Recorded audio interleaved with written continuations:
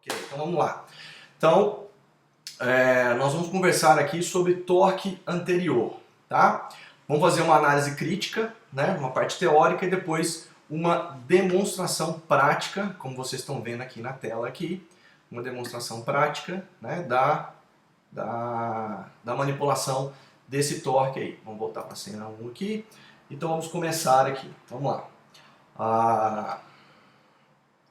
Qual vai ser o roteiro dessa nossa aula de hoje? Esse roteiro vai ser, nós vamos falar um pouquinho sobre o conceito de torque, né? Nós vamos dar uma relembrada na leitura desse torque, como é que a gente faz a leitura desse torque no alicate 442, porque isso é importante na hora da prática, né? A gente precisa saber ler corretamente o torque que está presente no arco retangular, para poder identificar que torque que está presente naquela porção do arco, né? Para você poder ter noção do que vai acontecer com o seu paciente, na verdade, com o dente daquele seu paciente durante a aplicação de força de torque, né? Nós vamos falar um pouquinho sobre a posição normal dos incisivos, né? Já que nós estamos falando de torque anterior, nós temos que tocar nesse assunto, nessa questão da normalidade, que a gente precisa entender a normalidade para a gente poder corrigir a anormalidade. A gente vai falar também das questões dos tipos de movimentos que a gente tem, que a gente consegue nos incisivos, né? Um deles é o torque e o outro é a inclinação controlada e descontrolada também, que a gente costuma dizer, através dos aparelhos os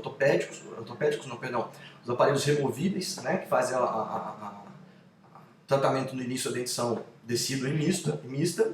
Nós vamos falar um pouquinho da compreensão, né? Vamos colocar aqui alguns slides interessantes, onde nós vamos ver brackets de perfil, fio retangular inserido nesses brackets, a torção desse fio retangular, né, ou a inserção desse fio retangular torcido dentro desse slot, quais as relações que acontecem ali naquele bracket e por que o torque acontece, né? Por que a coroa, ou no caso a raiz, o torque é um movimento de raiz praticamente, né? Ele é mais intenso na raiz. A raiz se inclina para vestibular ou para palatino, dependendo de como você manipulou esse arco retangular aí. E por fim, nós vamos ter a demonstração prática da manipulação do torque anterior. Beleza? Vamos dar uma sequência aqui em relação ao torque. O torque é uma dobra de terceira ordem, né? Existem 3 tipos de ordem de dobras: primeira, segunda e terceira ordem, ok? Primeira ordem, dobras no sentido horizontal, inset e offset. Segunda ordem, dobras no sentido vertical, são as dobras que a gente faz para... podemos fazer ômegas, podemos fazer alças de retração, como alça em gota, alça em T, podemos fazer caixas, né, de extrusão, de intrusão, de inclinação de dentes para mesial, para distal, e vários outros tipos de relações também de dobra no sentido vertical que forem necessárias durante o tratamento ortodôntico. O torque é a torção do fio. É quando a gente pega o fio retangular e torce ele no mesmo eixo. A gente torce ele no mesmo eixo. A gente segura com 2 alicates, geralmente, os 2 442, um do lado, fica fixo, né? E o outro é o que a gente movimenta para realizar a torção. Com isso, a gente gera alteração de planos da configuração espacial desse fio retangular. E essa configuração de planos é que vai gerar os movimentos radiculares que a gente tanto precisa na ortodontia, né? A gente conhece ele como torque, um dobra de torque, e basicamente foi descrito primeiramente na literatura, e é o que ele faz de melhor, movimento da raiz. Lógico, a coroa movimenta um pouco, mas ela é muito menos movimentada do que a raiz, porque o fulcro da movimentação fica lá no bracket, aonde o slot está presente, né? Aonde o fio retangular é inserido dentro desse slot. Nós vamos falar disso mais para frente aqui nos slides, né? E nós só conseguimos fazer torque em arcos retangulares. A gente não consegue fazer torque em fios redondos. É impossível isso daí, tá? Porque o fio redondo só tem uma configuração. Você pode até conseguir torcer o fio redondo com muito custo, mas ele não muda a configuração espacial dele de um lado e do outro em relação àquele ponto onde você torceu o fio. Então, não há por que torcer um fio redondo, tá? Perdão, passou direto aqui. Deixa eu voltar. Porque tem um delay aqui. Isso. Ó, leitura do torque agora. Quem já foi meu aluno aqui e já assistiu uma aula de fundamentos de Edgewise comigo, vai lembrar dessa figura aí, né? E com certeza tem uma cópia desse artigo em algum lugar, né? Não sei onde é que está, mas tenho certeza que tem, porque eu passo isso para todo mundo. E sempre falo para todo mundo, olhem esta figura. Essa figura, para leitura de torque, ela é excepcional. Por quê? Porque ela é uma colinha, para você nunca se confundir com a leitura de torque. Nós temos nessa figura o alicate 442, né? E embaixo ali nós temos uma descrição, arco superior e arco inferior. Se vocês observarem, existem 3 linhas. Essas linhas, de cores diferentes, representam um arco ortodôntico sendo lido, né? Sendo pinçado pela pontativa do alicate 442 e as relações das extremidades desse arco em relação aos cabos, quando você posiciona esse alicate na vertical, para poder interpretar o que está acontecendo lá naquela região do arco retangular que o fio, que a pontativa do alicate está pinçando, você saber que tipo de torque que tem lá. Então, basicamente, no arco superior, quando este arco é lido da maneira correta. O que é ler o arco de maneira correta? Como eu costumo dizer, você tem que ler o arco na posição anatômica correta. O que demonstra que o arco está na posição anatômica correta nesse desenho são essas bolinhas. Essas bolinhas, elas representam os ômegas. Possíveis ômegas que podem ser feitos ou não nos arcos ortodônticos. A construção de um ômega no arco ortodôntico,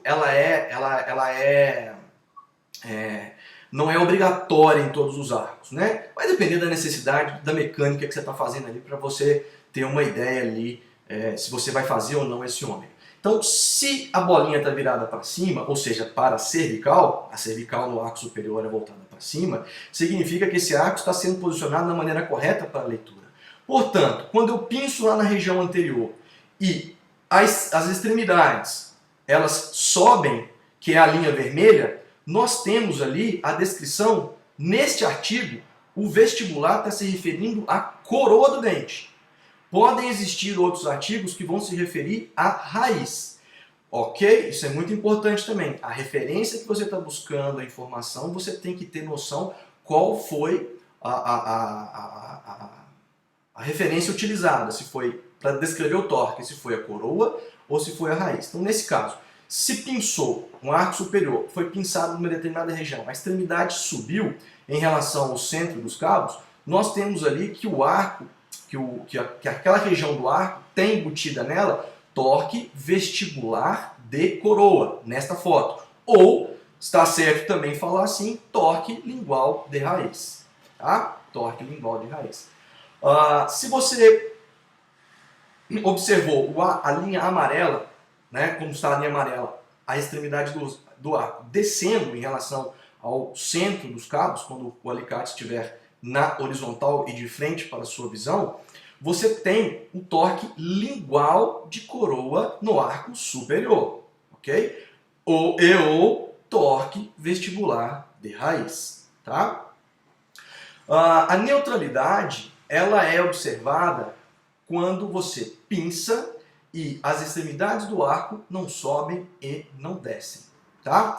Vou fazer uma demonstração rápida de um arco superior aqui agora. Vou trocar de câmera e vamos ver aqui, ó. Vou pegar meu alicate 442. Estou pegando aqui um arco superior de Edgewise, tá? Esse é um arco que já está dobrado. Vocês estão vendo nele dobras de primeira ordem, inset, offset de caninos, offset de molar. Temos um ômega construído nele, ok? E temos o desvio caudal, que eu gosto de fazer bastante aqui nos arcos superiores. Então eu vou fazer a leitura aqui da região anterior do arco superior. Vou pinçar o alicate 442 na região de um incisivo central. No caso aqui, o incisivo central superior esquerdo. Eu sei que é esse dente porque o arco de Edgewise me dá total condição de identificar que dente que eu estou fazendo a leitura aqui. Vocês estão visualizando aí, pessoal? Porque sumiu um negócio aqui para mim e eu tenho medo às vezes de ter caído a conexão. Tá tudo ok, Tudo ok, Rafael. beleza, Geraldo. Então, a hora que eu viro né, para os meus olhos, a câmera do meu celular que está para cima aqui são os meus olhos, eu pinço e viro de lado, eu observo, ó, o ômega está para cima, ó, o ômega está para cima. Eu observo que as duas extremidades, elas subiram.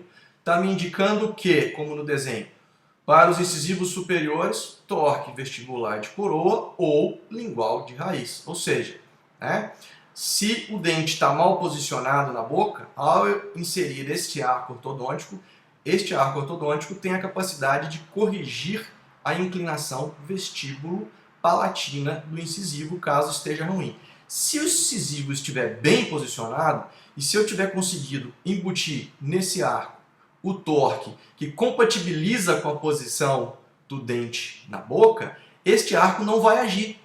Olha que interessante.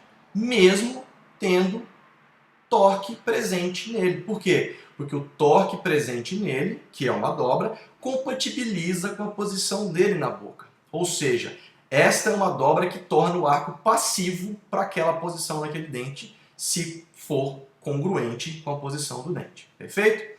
A neutralidade nesse arco a gente observa nos caninos. Olha, veja bem, vou pinçar o arco depois do offset do canino.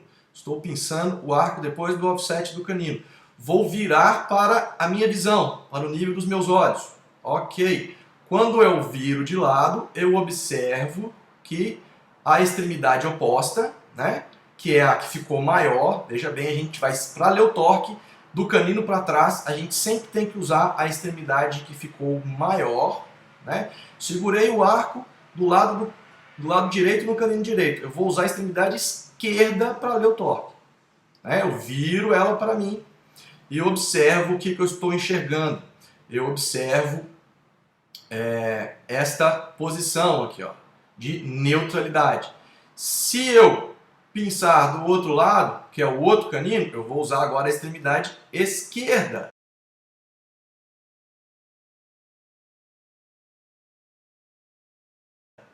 Para fazer a leitura do torque. Beleza? Então eu viro isso para mim e observo também que do outro lado eu tenho neutralidade. Olha lá, eu tenho neutralidade. Ou seja, a extremidade do fio, ela não subiu e ela nem desceu em relação ao centro dos cabos. Por quê? Porque foi posicionada dessa maneira. Perfeitamente? Vamos ver agora os dentes posteriores, superiores, que tem o torque lingual de coroa ou vestibular de raiz. Nós vamos segurar aqui, ó, do lado esquerdo, direito, na região dos premolares, ok? E vou fazer a visualização de novo. Eu observo, né, que a extremidade agora, que é a que ficou maior, ficou para baixo em relação ao cabo do alicate, né, aos centros dos cabos, perdão. Então isso me diz que nesta porção do arco, até onde eu encontrar essa mesma relação dessa extremidade com o centro dos cabos, eu vou ter torque lingual de coroa, palatino de coroa, que é o arco superior, e vestibular de raiz. Beleza? Então, essa é a maneira correta de fazer a identificação do torque no arco superior. Vamos voltar lá para aquela figura, porque nós temos aqui agora o arco inferior, né? O arco inferior, ele é um espelho do arco superior em termos de leitura, né? Por exemplo, da mesma forma que quando eu pinço no arco superior e sobe e é vestibular de coroa, no arco inferior, quando eu pinço e a extremidade sobe, muda a relação, né? Muda a interpretação. Não é mais vestibular de coroa, é lingual de coroa ou vestibular de raiz, que são a mesma coisa. Preste atenção no ômega, na bolinha, olha lá. Ela está virada para baixo, por quê? A cervical do arco inferior é para baixo. Então você tem que fazer a leitura com o arco na posição correta. Isso é extremamente importante para o domínio correto da manipulação de qualquer arco retangular com relação ao torque, tá? Para você não se confundir. Ah, professor, nem toda hora eu tenho um ômega igual esses seus arcos. Realmente, eu também não tenho, mas eu tenho uma diferença de vocês. É porque os meus arcos eu tenho que fazer os torques, porque eu só uso brackets edgewise na minha clínica diária. Então, os torques já me dizem qual é a posição correta dele. Agora você tem que criar um sistema onde você vai saber, toda vez que você tirar o fio da boca do seu paciente, qual é o lado direito, qual é o lado esquerdo, onde está a cervical, onde está a oclusal. E vice-versa, se for no arco inferior, onde está a oclusal e onde está a cervical. Para quê? Para você conseguir ter noção do que você vai fazer. Ok? No arco inferior nós temos a leitura da extremidade. Quando a extremidade abaixa em relação ao centro dos carpos, nós temos o toque vestibular de coroa ou lingual de raiz e a neutralidade, como a gente já viu no arco superior. Tem um arco inferior aqui, tá aqui, né? Aqui ele muda um pouquinho a configuração dele, vocês estão percebendo aí, ele não tem os insets, né? E no arco inferior de Edgewise, na região anterior, né, pinçando na região anterior e virando para mim, que sou o operador desse alicate aqui, eu observo que ele está neutro, tá? Na região anterior, a gente utiliza as duas extremidades para fazer a leitura, tá? Pode usar as duas, pode e deve, e elas têm que ser congruentes. Se bateu no meio de um lado, do outro lado tem que bater no meio também. Se não bater no meio, pode significar que o seu arco está fora do plano, né? O que é um arco no plano? Vamos ver um arco no plano. O arco no plano é quando você visualiza o arco de lado e ele está... Peraí, por causa do delay aqui, eu não estou conseguindo acertar. Assim, ó, você vê um fio só. Inclusive nesse arco aqui até os dois ômegas coincidem quase que um em cima do outro. Isso é um arco no plano. Se você tiver com o arco fora do plano, que é um arco assim, uma extremidade para cima ou para baixo, isso pode te dar falsa interpretação de torque e você se enganar em relação à presença ou não de qual tipo ou outro de torque naquela região, tá? Então, só para a gente ver a diferença, aqui, ó, região de segundo molar, aqui que o torque sobe mais. Região de segundo molar, virei para mim, que sou o operador, então eu observei que subiu. Subiu no arco inferior, é lingual de coroa. Por quê? Porque esses são os dentes posteriores, ó, estão no segundo molar.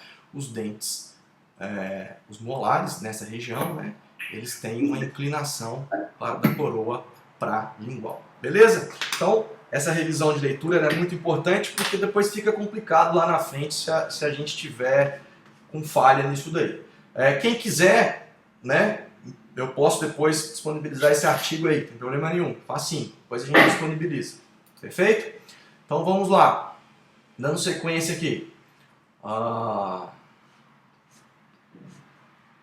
problema técnico? Não, agora foi. Vamos voltar aqui no slide anterior. Em relação à normalidade dos incisivos, vamos lá. Em indivíduos com oclusão normal, os incisivos superiores têm inclinação de coroa para vestibular e raiz para lingual. Essa é a posição normal dos incisivos. Raiz para lingual, coroa para vestibular. Mas é uma inclinação razoável, né? Uma inclinação não tão exagerada. Nem para vestibular, nem para lingual. É uma relação onde você consegue ver os incisivos. Perdão que eu não mudei de cena aqui, desculpa. É uma relação onde você não consegue ver os incisivos quase que a parte frontal toda da face vestibular desses dentes. Eles não são muito inclinados, né? Um sorriso onde tem os incisivos muito inclinados, quando a gente olha de perfil na tele, é um sorriso feio, não é um sorriso bonito. Geralmente um sorriso mais agradável é quando os incisivos estão posicionados próximo de uma posição vertical, mas não totalmente vertical, né? Já os inferiores, né? Já os incisivos inferiores em relação aos superiores, eles também têm essa inclinação de coroa para vestibular e raiz para lingual, porém ela não é tão acentuada assim. Ela é mais suave, né? mais próxima de 90 graus, ok? Basicamente a gente tem isso daí, ó, os incisivos superiores e inferiores, os dois longos eixos aparecendo aí, né? Normalmente a gente considerar um SN, ele mede mais ou menos em média 103 graus de inclinação. O ímpar, que é um ângulo que eu gosto de usar muito, 95 graus, e o ângulo intercisivo ali varia na faixa dos 130, 131 graus. Essa é uma posição boa. Então é isso que a gente tem que buscar para os nossos pacientes, né, nos nossos tratamentos. Lógico, Tomando em consideração aqueles casos onde vão existir as compensações dentárias, né? Não estou falando de compensação dentária, estou falando de um indivíduo com boa oclusão e oclusão normal, ok? A gente tem que ter mais ou menos esse posicionamento aí para a gente conseguir um bom overjet e uma boa sobressaliência aí também, sobre mordida, para a gente conseguir questões adequadas, ok? Voltando aqui, nós temos dois incisivos, né? Nós vamos falar agora dos tipos de movimentos que esses incisivos podem sofrer, dependendo da mecânica que a gente usa, dependendo do que a gente utiliza para melhorar a relação desses incisivos de posição vertical. Os dois estão ligeiramente vestibularizados. A gente pode melhorar essa posição vertical desses dois incisivos. O do lado esquerdo vai ser melhorado com o torque vestibular de raiz, ou palatino de coroa, perfeito? E o segundo vai ser melhorado com o movimento de coroa para palatino. Os fulcros dos movimentos estão em posições diferentes, ok? No primeiro, que é o torque, o fulcro está no bracket. Observem lá que uma bolinha azulzinha está lá no bracket, né? E no segundo, o fulcro está no ápice radicular, né? O que faz isso ser diferente? Justamente o tipo de mecânica que você utiliza, o tipo de ação terapêutica que você utiliza para conseguir essa movimentação. Observem que os dois estão com as coroas, com os longo-eixos basicamente na mesma inclinação, porém, o que foi corrigido com o torque não instruiu, né? A raiz até ficou mais alta um pouco em relação ao nível da linha superior. Se vocês se lembram, antes da movimentação, a raiz, os ápices radiculares e os dois bordos incisais, os dois dentes, tocavam as duas linhas, e o segundo, a linha, né? O segundo teve o seu bordo incisal abaixo da linha, né? Ou seja, esse dente vai aparecer mais instruído nesse tipo de movimentação, nesse tipo de inclinação controlada. Então a gente não deve confundir torque, que é o da esquerda, com inclinação controlada, tá? Se você quer uma inclinação controlada, você pode fazer. Se o seu caso pede uma inclinação controlada, você deixa ela acontecer, você executa ela. Para quais tipos de paciente essa inclinação controlada é boa? Os pacientes que têm mordida aberta ou têm uma sobremordida muito suave. Então você vai deixar isso acontecer porque você vai melhorar a sobremordida desse paciente. Agora, se esse paciente já tem uma sobremordida boa, né, ou não tem tendência a mordida aberta, se você deixa acontecer uma inclinação controlada e o dente aparecer mais instruído no final, você vai ter problemas com a sobremordida desse paciente na finalização do seu caso, né? Você vai ter que lançar a mão de outros recursos. Então não confundir o torque com o movimento de inclinação controlada, beleza? Vamos dar sequência aqui.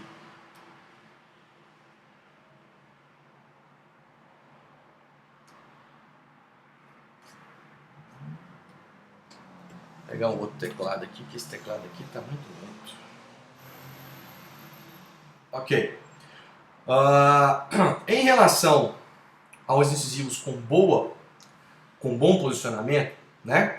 Quando a gente tem incisivos com bom posicionamento, a gente cola brackets nesses incisivos. Se a gente manipula o arco corretamente, ou se a prescrição que a gente está usando é adequada, né, ao tratamento, à posição dos incisivos, né, a prescrição que está sendo utilizada, ou seja, o torque que está embutido naqueles brackets é adequado, a gente tem a seguinte relação dos arcos retangulares quando a gente insere eles pela primeira vez nesses dentes, né? Vocês estão vendo que não tem os dentes posteriores nesse slide. Não tem os dentes posteriores nesses slides aí, tá? Não tem.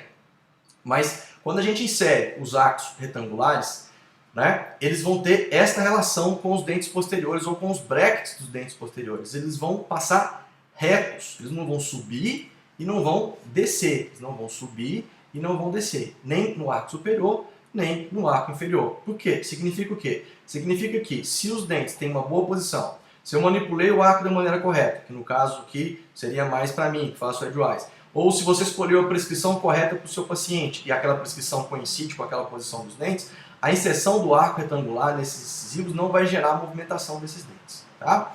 É isso aqui, ó, vendo nesse slide maior aqui, ó. Quando você insere lá na frente, ele entra retinho até encaixar direitinho lá no tubo.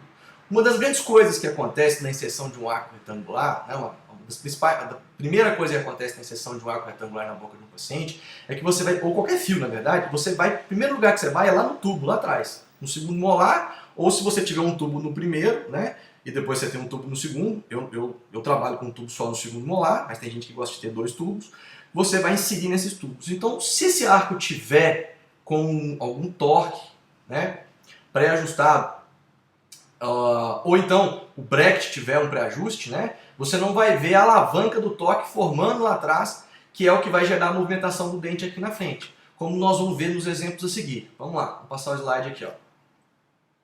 Bom, o que nós estamos vendo aí? Ó? Nós estamos vendo 2 incisivos centrais, 2 incisivos, o central e o lateral direitos, né, com uma inclinação exagerada das raízes para a palatina. Vejam bem, em relação ao desenho anterior. Não sei se vocês conseguiram observar. Se o torque que eu embuti nesse fio ou o bracket, se for uma técnica pré-ajustada, o bracket tem um torque correto para esses dentes, tiver sido colocado nesses dentes, se e quando eu inserir o fio retangular, ele vai assumir lá na região posterior, a gente não vê isso acontecendo na boca, porque o primeiro lugar que você insere é aqui atrás. Ele vai assumir essa posição de, no arco superior, ficar abaixo do tubo do segundo molar, que está ali onde está a setinha que eu estou mostrando para você. Para você colocar esse fio retangular nos demais brackets, você vai ter que fazer uma força no sentido vertical. Vai aparecer uma seta ali, só um minuto. Essa força no sentido vertical faz com que o fio se eleve. O fio, ele gira aqui na frente. Como ele é de secção retangular, ele trava dentro do slot e leva as raízes para vestibular. Tá? Todo mundo conseguiu observar isso aí nesse desenho. Vamos ver isso mais de perto. Observem lá agora o que está acontecendo dentro do bracket. Olha lá, dentro do bracket nós temos o fio retangular girando. Esse giro acontece no sentido da setinha curva. Esse sentido é o sentido horário. Por quê? Porque a raiz foi levada para vestibular e a coroa ligeiramente para palatina. Tá? A coroa foi ligeiramente para palatina, muito pouco, vocês observaram, eu volto aqui, ó, né? E a raiz teve uma maior extensão de movimento. Né? Ela teve uma maior extensão de movimento. Sentido horário de movimento. Por que a raiz teve uma maior movimentação? Porque o fulcro está aqui dentro, ó. Está nesta relação do slot com o fio retangular. Numa visão mais aproximada ainda, quando você, né, agora, né, essa relação que você está vendo aqui, ó, do bracket dentro do slot, é quando você já inseriu lá atrás no tubo do segundo molar. Ele já girou e tendeu a travar. Por que ele tendeu a travar? Porque ele tem quinas. Ele tem quinas. O travamento dessas quinas gera pressão nas paredes internas do slot. São aquelas 2 setinhas que vocês estão vendo ali. O que a gente chama isso na física ou na biomecânica? A gente chama isso de binário. Binário é a única composição de forças que pode gerar rotação pura. Né? Por que ela pode gerar rotação pura? Porque a força de cima anula a força de baixo e só sobram os momentos. Momento é o que a gente chama de tendência de que o corpo tem de rotar, de girar. Né? Então essa rotação é o momento que essa setinha que você está vendo. Nesse caso do exemplo, ela acontece no sentido horário. E o que acontece? Preste atenção no bracket de baixo agora. Né? O bracket ele se adapta à posição que o fio retangular impõe a ele. Se você observar em cima o desenho do bracket em cima e o desenho do bracket embaixo, o fio retangular está com a mesma posição espacial. O fio não se moveu, o bracket se adaptou até uma situação de neutralidade ou passividade, que a gente pode chamar isso daqui. O que é uma relação de passividade? É quando o fio retangular não gera essas pressões internas, né, nas paredes internas do slot. E, consequentemente, a gente tem o movimento do... Opa!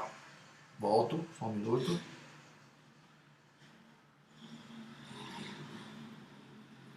Um pouco de atraso aqui. Eu tenho que olhar aqui, eu estou olhando numa tela menor aqui, a minha resposta ela é mais rápida. Ok.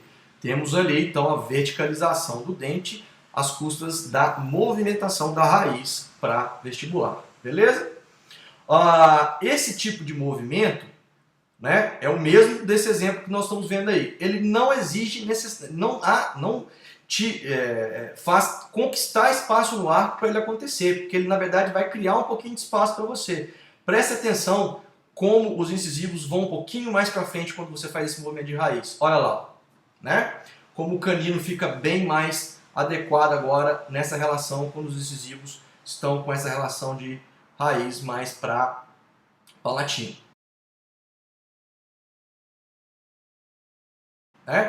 Nós temos agora uma outra situação. Nós temos agora incisivos superiores extremamente verticalizados. Preste atenção, estão extremamente verticalizados.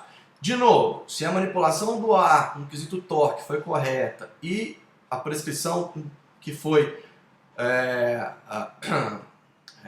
proposta para aquele caso está certa, né? Para colocar aqueles incisivos na posição correta, quando eu insiro o fio retangular no paciente, sem inserir lá atrás nos tubos, eu tenho essa relação de inclinação. Agora subiu a extremidade. Ó. Antes ela tinha descido, agora a extremidade subiu. Isso é o que eu costumo chamar de alavanca de torque. A gente não vê isso acontecendo na boca.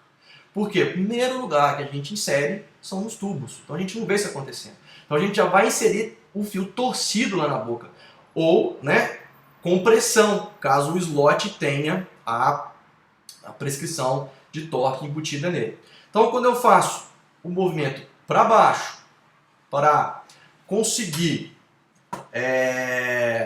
movimentar o dente, o fio gira de novo dentro do slot, agora num sentido diferente do exemplo anterior, e as raízes vão para palatino. Vamos ver isso mais de perto, de novo, olha lá. Ó. Há uma criação de um binário que vai gerar um momento no sentido anti-horário agora. Anti-horário, né? Os ponteiros do relógio, no sentido anti-horário. E, consequentemente, o incisivo vai se assentar melhor. Percebam também que este movimento foi muito maior na raiz do que na coroa, porque o fulcro está aqui, na região onde o torque está sendo, na verdade, onde o bracket está sendo orientado a girar pela pressão que o fio retangular causa dentro dele. Observem numa visão lateral, vocês vão observar numa visão lateral, mudou a relação, né? Mudou a relação de setinhas. Agora a setinha que está fazendo força para cima, ela está mais para o lado direito, e a setinha que está fazendo força para baixo, ela está mais do lado esquerdo. Antes estava ao contrário, né? Ou seja, há nesse sistema aí a criação de um momento no sentido anti-horário. E, de novo, olhem lá, o bracket ele se adapta, né? Preste atenção na base do bracket. Ó, como é que a base do bracket está inclinada, correspondendo àquela face vestibular do dente, né? Muito inclinada para palatino, né? Para incisal, né? Ou verticalizada.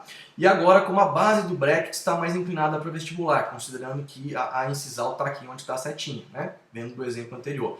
E observe que o bracket se adaptou à relação espacial do fio retangular. Né? O bracket se adaptou a essa relação. Consequentemente, nós temos a movimentação da raiz para distal. Beleza? Distal não, para palatino. Então, dando sequência, nós vamos ver um exemplo agora, aonde nós temos também dentes inclinados para vestibular, e também protruídos. Se vocês observarem ali, existe um ligeiro overjet aqui, ó. Existe um ligeiro overjet aqui nessa região aqui, tá? Se eu corrigir esse problema com torque, eu vou manter esse overjet, né? Se o objetivo é manter esse overjet, às vezes, para você poder projetar dentes inferiores até um certo limite, né, gente? A gente não pode ficar brincando com a projeção dos incisivos inferiores. Você corrige com torque, né? E é o exemplo que a gente já viu. A gente insere o arco na boca do paciente. Espera aí que está com um delay aqui. Ok? E nós vamos ter a pressão. Nós vamos ter que elevar esse arco, né? Se a gente não encaixar lá atrás, só para a gente entender essa mecânica do torque. Logicamente, se você já está encaixando isso daí lá atrás, né? E o que está acontecendo é aquele giro lá dentro do fio retangular dentro do slot, e você vai ver que um overjet continua remanescente ali naquela região. Se é esse o objetivo, você faz com torque. Agora, se o objetivo não é manter o overjet, você deve então fazer aquele movimento que a gente viu mais cedo, de inclinação controlada, através de uma força para distal, né? Através de uma força para distal. Pode ser um elástico em cadeia, pode ser um arco de retração com alça, pode ser um mini implante, né?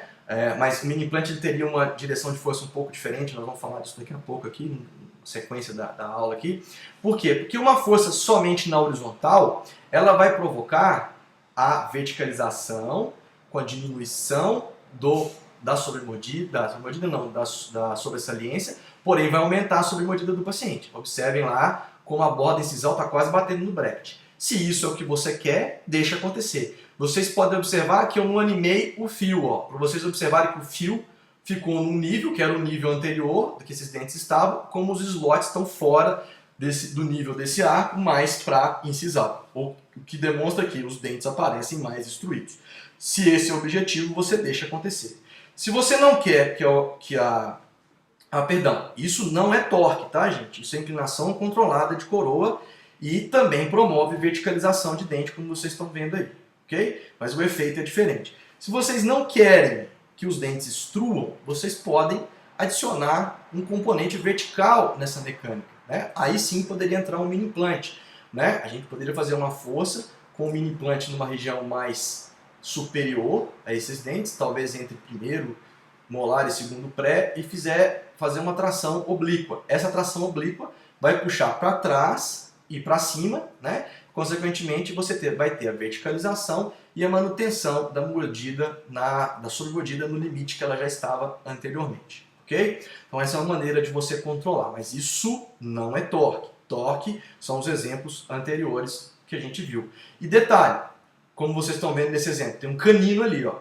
Para esse tipo de verticalização, para esse tipo de movimento, eu preciso de espaço. Veja bem, eu vou fazer verticalização sem controle de sobremordida, sem controle de extrusão, e olhe como o lateral encavalou no canino, né? Então, se eu não tiver jogado esse canino para distal, por uma extração de premolar distal a ele, ou por uma prévia movimentação de todos os dentes de canino para trás, em direção posterior, para conquistar espaço na distal do lateral, esse tipo de movimento não vai acontecer.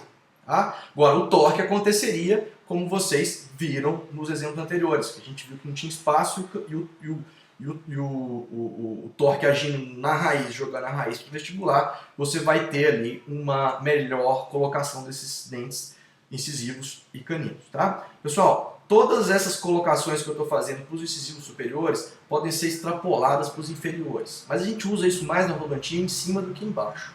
Tá? Por isso que eu só usei os incisivos superiores como referência, mas são todas viáveis, ok?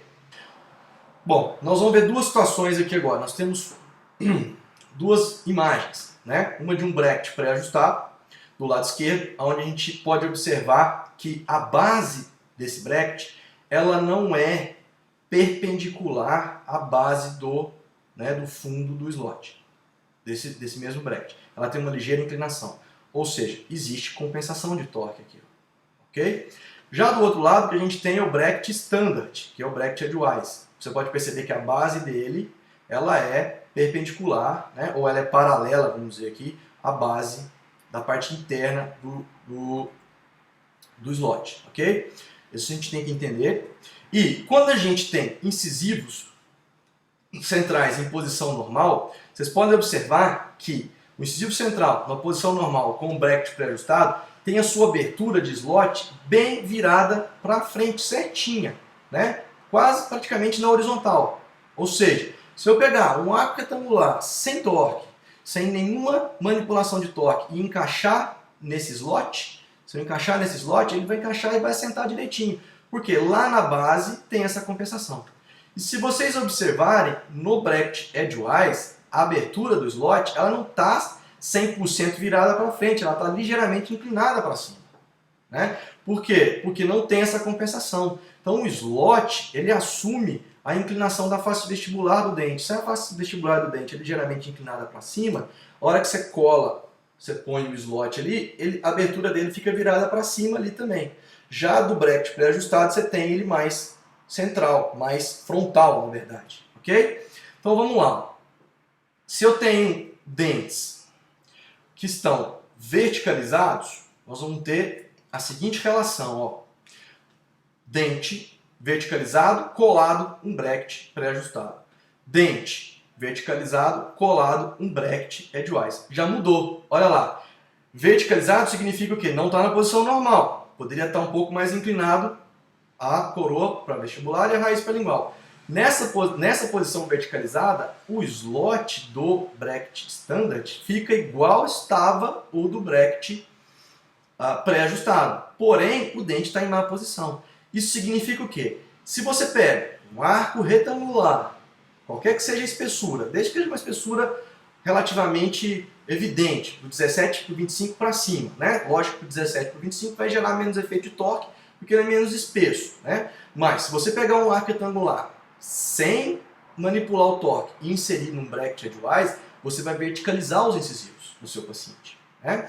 Em contrapartida, num aparelho pré-ajustado, se você põe um fio ou um arco retangular sem torque embutido nele, quando você insere o arco, ele vai gerar uma força de movimentação para o dente se colocar na posição correta, né? Então isso implica o quê? Nós nunca devemos usar fio retangular em brackets padrão sem manipular o torque. Tá? Isso é uma condição que é muito importante, porque você inverte a posição de inclinação de raiz e coroa de praticamente todos os dentes na boca quando você insere um fio retangular no bracket edgewise standard sem brackets. Tá? Usem sempre com prescrição, ok? Bracket, né? Bracket edgewise não é passivo. Bracket edgewise não é passivo, ele é um bracket sem prescrição. Então não confundam a ausência de prescrição com passividade. Okay? Passividade é quando você insere um arco retangular ou qualquer tipo de arco, seja também um redondo, e esse arco não gera pressão de movimentação do dente em nenhum dos três eixos. Okay? Isso é passividade. Beleza. Então, sequência aqui. Então, naquele bracket pré-ajustado, se eu tenho um fio retangular inserido sem torque, que é esse fio, né, que vocês estão vendo, esse quadradinho retangular aí, é a secção do arco retangular, se eu insiro ele dentro do slot, ele vai gerar uma pressão. Por quê? Porque o slot, a abertura dele, está diferente da posição de inserção de neutralidade desse fio, né? Vai gerar o quê? O binário, que gera o momento que a gente precisa para corrigir essa inclinação, que é levar a raiz para palatino, como vai girar ali e como a gente vai ver no slide seguinte, numa ampliação maior desse bracket, esse mesmo binário presente ali, né, criando aquele momento no sentido horário, né, anti-horário, que vai inclinar o bracket, vai fazer o bracket se adaptar à posição do arco retangular, observar ali a mudança, e, por fim, nós temos a movimentação da raiz para palatino. Ok? Nós temos aqui o bracket standard, ou seja, se eu pegar um fio retangular sem torque, colocar no bracket standard, colocar no incisivo central verticalizado, que está com o bracket standard colado, não acontece absolutamente nada. Não vai acontecer nada, o dente não vai sair daquela posição, ok? Ele não sai da posição. O bracket precisa de informação e essa informação tem que vir do fio. E como é que eu faço para isso acontecer? Eu tenho que, né, como é que eu faço para esse momento que não está existindo ali acontecer? Eu tenho que torcer o fio. Preste atenção no bracket maior, olhem dentro do slot, o fio vai torcer, o fio vai ser girado, é como se eu estivesse embutindo torque, criando torque na região anterior. Torci, gerei o binário, gerou o binário, a pressão vai, né, obrigar o bracket a se adaptar ao momento. O bracket então vai girar e como a base do bracket está colada na coroa, né, vai passar essa mesma informação para a raiz, né, e para a coroa. E aí a gente tem a adaptação correta. Então é isso que a gente vai ver aqui agora. Né? É isso que a gente vai ver aqui agora. Como é que a gente cria esse torque vestibular aí, né? E também algumas variações, ou deixar neutro, ou colocar ele ao contrário. Então vamos aqui para a adaptação.